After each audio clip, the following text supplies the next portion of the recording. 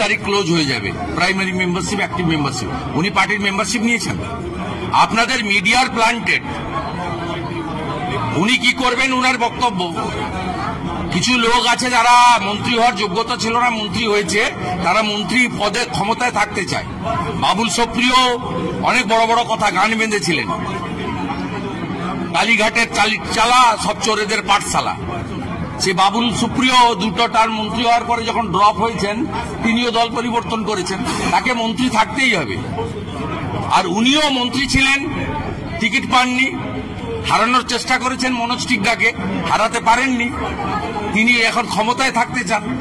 ক্ষমতায় থাকতে গেলে যাদের সঙ্গে গেলে নীতি নৈতিকতা বিসর্জন দিয়ে ক্ষমতা পাওয়া যায়, ওখানে গেছেন। উনি তো বিজেপির কেউ নয়, একজন সাধারণ মানুষ, প্রাক্তন মন্ত্রী।